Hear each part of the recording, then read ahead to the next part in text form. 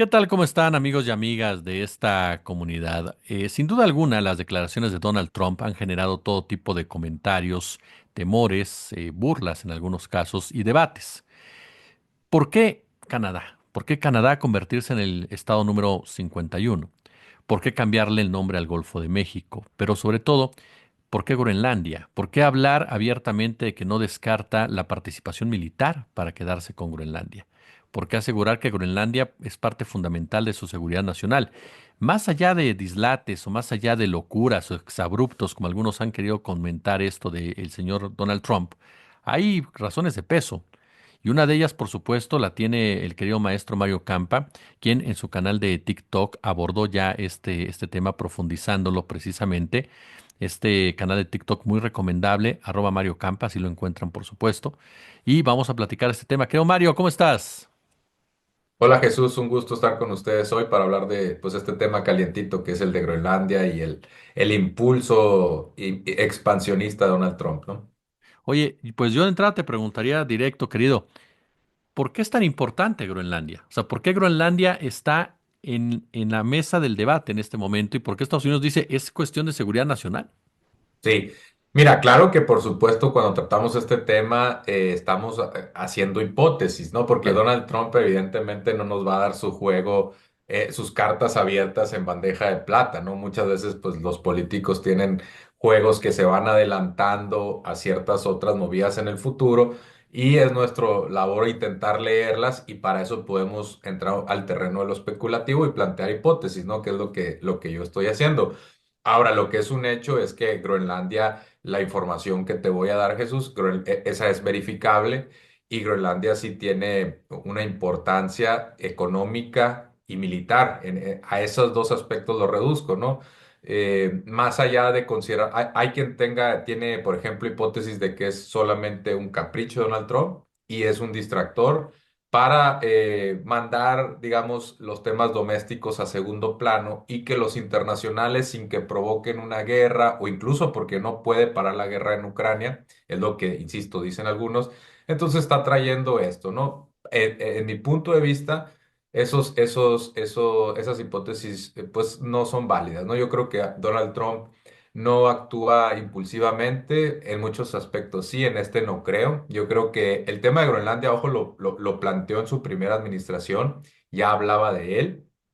Y si nos vamos al pasado, y aquí ya entro en lo militar y lo económico, Groenlandia es, bueno, para quienes no tengan mucho contexto, Groenlandia es la isla más grande del mundo. Muchos pues consideran a Australia masa continental, entonces se excluye de la clasificación de isla. Groenlandia tiene aproximadamente 57.000 habitantes. Son grupos étnicos, sí, hay gente que dice que son blancos, pero bueno, no son europeos, no son partes, digamos, es un territorio autónomo de Dinamarca, esto es muy relevante. Pero no son, digamos, escandinavos tradicionales ni viven, digamos, en la opulencia. De hecho, el 50% del presupuesto público de Groenlandia lo ponen los daneses, ¿no? Hay ahí incluso un subsidio importante. El 90% de la economía de Groenlandia depende de la pesca. No quiero decir que es un país totalmente atrasado, porque a pesar de que sí tiene algunas limitaciones y carencias, pues sigue dependiendo de Dinamarca, y Dinamarca es uno de los países más ricos en términos per cápita, ¿no? Considerando que sigue siendo un país chico, Dinamarca. Está ubicado pues en un área estratégica muy cercano al norte, al noreste de Canadá. Es una zona muy fría, tiene muchas de sus tierras pues, congeladas o semicongeladas. También es importante porque a medida que la crisis climática se va agudizando, así como se van derritiendo los polos, se espera que Groenlandia también vaya ganando alguna tierra arable, alguna tierra habitable, minable, ¿no? Y bueno, también hay reportes del Servicio Geológico estadounidense que tiene sus limitantes de servicio, podemos ahondar en eso, pero que indican que tiene petróleo, que tiene gas y además sabemos por el convenio, la Unión Europea ha salido a todo el mundo desesperadamente intentando conseguir los minerales críticos para baterías, para chips, ¿no? Y eso implica litio, cobalto, níquel, cobre, tierras raras. Las tierras raras son muy importantes para los semiconductores. Y ustedes me dirán, bueno, pues no creo que sea tan, lo pueden comprar en el resto del mundo, ¿no? No, cuando se viene una guerra, para empezar, se secan esas fuentes, ¿no? El abastecimiento de las materias primas cuando viene una guerra, supongamos que el Reino Unido, perdón, que Europa tuviera que comprar materia prima a Rusia y entra en conflicto con Rusia, pues ¿tú crees que le va a seguir vendiendo en una guerra Rusia insumos? Pues no, los deja de suministrar. Yo en alguna publicación en Twitter decía, aprendamos de la lección histórica. Los nazis cuando van e invaden la URSS tienen mucho que ver con una lógica de que se le estaba secando la fuente de proteínas, la alimentación. Hay que recordar que empezaron a racionar muy fuerte el alimento, incluso dentro de la población alemana. Que eso para Hitler era muy costoso porque él prometía que los alemanes iban a comer mejor, iban a ganar en, no utilizaba esa palabra, pero en bienestar. Y entonces va a Ucrania. En la Operación Barbarroja, su primer objetivo fue ganar Ucrania, que desde siempre ha sido una tierra muy rica y produce mucho maíz, mucho trigo, y eso empezó a surtir de alimento a Alemania como potencia en ese momento bélica. Y después empiezan a tratar de ir por el petróleo. Hay que recordar que Alemania nunca ha tenido petróleo. Y entonces empiezan a poner sus objetivos en la URSS porque tenían tanques, tenían aviones y todo eso necesitaba muchísimo petróleo y no tenían petróleo. ¿Qué es lo que trataron de hacer en algún momento los nazis? Crear un combustible no basado en petróleo y les funcionó más o menos mal y eso fue un gran motivo de por qué perdieron la guerra, no tener acceso a más petróleo, a más granos, a más acero. El acero también era muy importante. Una guerra se gana con muchos insumos. Y Europa no los tiene. Europa cuando, incluso ahorita en estos momentos, cuando trata de, y ahorita van a entender por qué estoy planteando estos temas, cuando Europa trata de abrir una nueva mina, se lleva muchísimos problemas. Gran parte de la población no quiere nuevas minas, además de que no tiene reservas muy atractivas. Ucrania es de los pocos países dentro de la órbita europea que tiene disponibilidad de minerales y metales de acuerdo a sus necesidades. No es de ninguna manera soberano en términos de materias primas, tiene que salir a comprarlo al resto del mundo. Y entonces ha salido a firmar convenios con alrededor de 14, 15 países para comprarle sus minerales. En América es con Argentina y con Chile, el tema del litio, ¿no? Y ha ido con países en África, con Australia y con Groenlandia, porque Groenlandia, insisto, al depender de Dinamarca y Dinamarca estar en este red de alianzas de la Unión Europea, como país escandinavo, nórdico, pues entonces consideran que hacia futuro, aclaro, porque mucha gente dice, "Ah, ahorita no produce nada Groenlandia, hay mucha actividad de exploración. Entonces se considera que hacia futuro podría ser un importante abastecedor de aquellos minerales críticos que necesita Europa para restar su dependencia del resto del mundo, llámese Rusia, llámese China, llámese Estados Unidos. Europa, pues sí, muchas veces está medio subordinado a Estados Unidos en temas de política internacional, pero por otro lado, pues sigue habiendo corrientes que dicen hay que separarnos, ¿no? de Estados Unidos. Y entonces viene Donald Trump y dice, queremos quitarle a Dinamarca, Groenlandia por las buenas, con presión, por ejemplo, arancelaria. Si no nos dan, si no nos venden o no nos regalan Dinamarca, les ponemos aranceles y con eso pagamos la compra o al menos presionamos a Dinamarca para que eventualmente ceda.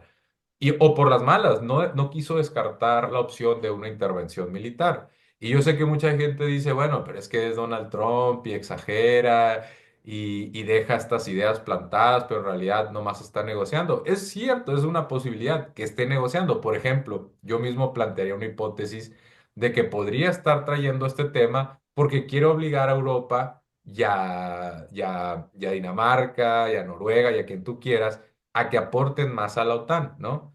Que Ujú. pongan las cuotas que tanto ha reclamado Donald Trump que solo pone Estados Unidos.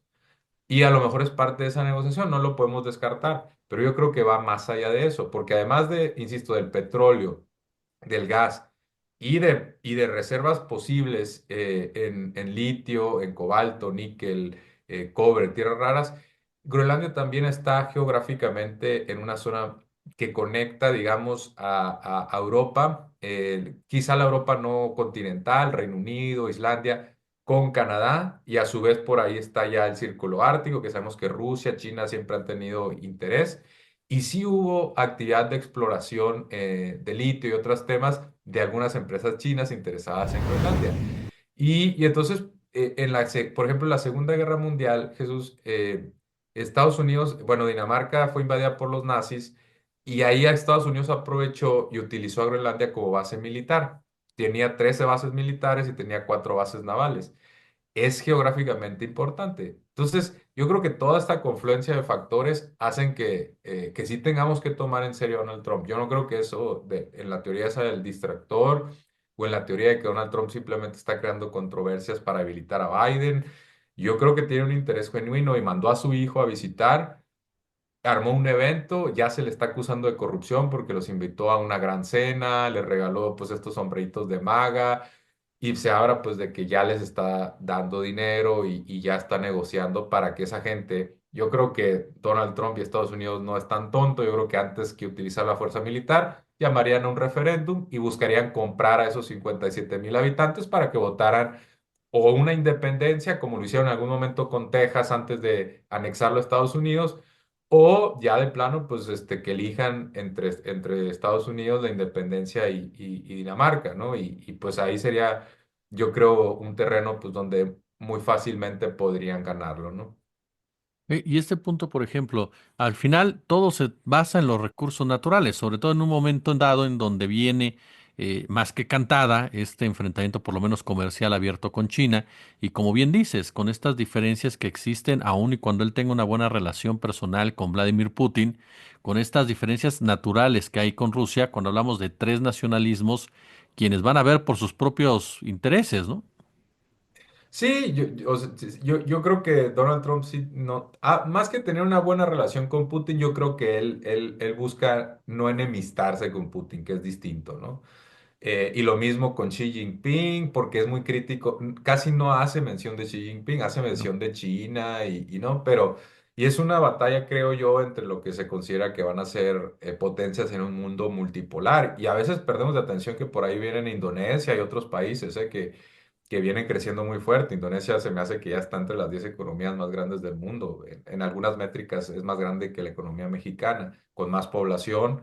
Y entonces es la nueva realidad de las siguientes décadas. No sé si en esta, en los siguientes 5 o 10 años, pero después de eso, Europa desafortunadamente está condenada a ir perdiendo relevancia. Y digo desafortunadamente no porque me pese, sino porque yo creo que eso va a provocar una reacción muy fuerte dentro de sus habitantes y dentro de los políticos en la Unión Europea de decir, oye, pues vamos a hacer Europa grande de nuevo. De hecho, ahorita Reform, que es el partido de ultranacionalista en el Reino Unido, su slogan ya de plano es Make Britain Great Again. Hace a Gran Bretaña grande otra vez porque sienten que están en una decadencia, ya no son aquel imperio con el que soñaban. Para no irnos muy lejos, Churchill, por ejemplo, todavía era imperialista y se enojaba con la India independiente, ¿no? Que le tocó o que ya no le tocó tanto después de la Segunda Guerra Mundial. Pero hay un impulso imperialista muy fuerte en los países anglosajones y en Europa en particular de haber perdido pues ese brillo que en algún momento tuvieron, la dominancia del mundo y que ahora ya digo, con Estados Unidos más o menos lo tuvieron que aceptar, pero que haya un nuevo orden internacional donde ya haya una China, ya haya Rusia, los BRICS que les disputen, porque ojo, ahorita les van a estar disputando la economía, más adelante les van a empezar a disputar instituciones. No sé si van a tratar de, por ejemplo, capturar al Fondo Monetario Internacional, al Banco Mundial. Es difícil que Estados Unidos y Gran Bretaña, que fueron los dos que crearon las instituciones internacionales del mundo, después de la Segunda Guerra Mundial, va a ser difícil que la cedan, pero pueden crear nuevas, ¿no? Ya crearon un nuevo Banco de Desarrollo donde está Dilma Rousseff, porque justamente sentían que el Fondo Monetario que tiene cuotas y Estados Unidos tiene el poder de veto de tal forma de que tiene más del 15% de votos y todo tiene que salir con más del 85%. Entonces, ¿qué pasa? Que necesitas el voto de Estados Unidos para todo, ¿no? En ese fondo internacional donde Keynes, Gran Bretaña tuvieron mucho que decir junto a Estados Unidos después de la Segunda Guerra Mundial. Entonces, ese orden establecido, y es una reflexión, perdón, que es un poquito más extensa que lo que estamos viendo ahorita de Donald Trump, yo creo que está mucho en disputa, ¿no? Es un terreno de disputa muy importante y las potencias, yo creo que vamos a ver cómo lidian con ese aspecto en las siguientes décadas, pero yo creo que Donald Trump, parte de su discurso de Make America Great Again, tiene que ver con que la hegemonía en política exterior permanezca y cualquier amenaza o cualquier oportunidad que él crea que pueda tener, incluyendo el Canal de Panamá. Digo, nos parece un tanto burdo, pero el Golfo de México, a ver, si le cambia el nombre al Golfo de México y le empieza a decir el Golfo de América, va a ser muy fácil, o más fácil, no sé si muy fácil, va a ser más fácil que en adelante empiece a decir, oye, este es nuestro Golfo, ¿por qué estás extrayendo nuestro petróleo? Cuando haya un conflicto entre Pemex y una petrolera, pues ¿a quién crees que le van a dar la razón si ellos consideran que sus aguas, que las aguas internacionales son americanas, o sea, estadounidenses, ¿no? Pues por supuesto que le van a dar en un conflicto internacional la razón a las petroleras afines a Estados Unidos y van a empezar a marginar a Pemex. Me parece que estos son los movimientos de los que hablo de que se pueden dar en un futuro. Primero haces el reclamo y después vas viendo cómo le hacemos para que ese reclamo ya sea legítimo, porque Estados Unidos tiene un poder blando muy fuerte. Y después hacemos ya a través de lo legal, de la fuerza o de lo que tú quieras, nos hacemos de ese reclamo, ¿no? Entonces, para mí que no hay que tomarlo tan a la ligera, por supuesto tampoco hay que dejarlo ahí, habrá estilos distintos, Claudia Sheinbaum ironizó, a mí me parece que se ganó bien la prensa internacional con esa respuesta, pero no sé, hay críticas, por ejemplo, a si conviene tomárselo con tanta ligereza, o incluso otras críticas que dicen por qué le estás contestando si todavía ni siquiera entra al poder, ¿no? Entonces hay distintas formas de lidiar con Trump. Por supuesto, yo no presumo tener la respuesta, hay distintas formas, pero me parece que sí, sí lo debemos de tomar con mucha seriedad, ¿no? Oye, en el tema del cambio climático, ¿cómo juega Groenlandia? Bueno, bueno, a ver, hay una cosa que ya sabemos, ¿no? Que, a ver, si yo, por ejemplo, en algún video de YouTube recibí alguna respuesta que decía, pues el cambio climático no existe y ese es un invento. Bueno, contra esas personas yo no me voy a poner a hablar porque yo sí creo que no únicamente en el cambio climático, sino que el hombre agudizó el cambio climático, Sí, ¿no? claro. Entonces, bajo esta evidencia científica, los polos se están derritiendo, está perdiendo masa el polo ártico y también la Antártida y otras partes, digamos que la Tierra, al aumentar su temperatura, que por cierto, el 2024 fue el año con el registro pues, más caluroso de temperaturas, ya arriba de ese 1.5%, 1.5, perdón, centígrados que nos advertía el Acuerdo de París. Ya estamos encima de eso por primera vez un año entero, no únicamente un periodo. Y lo estamos viendo, por ejemplo, en California, con incendios cada vez más voraces. Entonces, de acuerdo a esta evidencia, vamos a ir perdiendo masa de hielo en la Tierra en general. Y Groenlandia, que es una zona muy fría, muy gelia, como muchas partes del norte de Canadá. Imagínate si Montreal es frío, pues cómo estará el norte de Canadá o cómo estará Groenlandia. Y hay muchas partes pues congeladas o semicongeladas, ¿no? Por ejemplo, en, en, en, en Rusia, el famoso permafrost, que no sé cuál es la traducción al español, pero que es una capita, digamos, de hielo y básicamente está ahí todo o gran parte del año. Entonces, imagínate, sembrar se vuelve muy complicado si tienes una capa de hielo. Pero si empieza a cambiar la temperatura y entonces las tierras se empiezan a descongelar, pues lo que antes parecía que no podía ser arable o incluso minable, porque el hielo complica las operaciones minerales, se eleva el costo, al ya no existir ese hielo, pues podría ser atractivo, ¿no? Una tierra que tú no considerabas atractiva. Y independientemente de si esto es cierto o no, o parcialmente cierto, porque tampoco es que Groenlandia esté totalmente congelada y no se va a ver de un año en otro, pero yo sí creo que Donald Trump y los republicanos, en parte de su cálculo es, bueno, si hay cambio climático, independientemente si es causado por el hombre o no, bajo su lógica, vamos a ir ganando tierras con Groenlandia y lo que ahorita parece pues una tierra que nadie usa y que está totalmente desperdiciada, después se va a volver una Canadá o un Estados Unidos. Entonces, y además es grandísimo, ¿no? Es un área muy grande. Entonces yo creo que sí, el cambio climático elevaría el atractivo en 50 años, si te gusta, de Groenlandia o 30. Y Donald Trump, con esta lógica de que es un genio de la negociación y un gran empresario, pues quiere comprar barato, ¿no? En estos momentos. Comprar, estamos asumiendo que va a pagar algo, a lo mejor y simplemente lo arrebata, ¿no? Claro. Mi querido Mario Campa, de verdad siempre es un placer escucharte y aprender de ti. ¿En dónde te encuentra la gente, tus redes en general, YouTube, TikTok? ¿En dónde te encuentra? Sí, Jesús, de esto estuve hablando en mi TikTok, que es arroba Mario-Campa.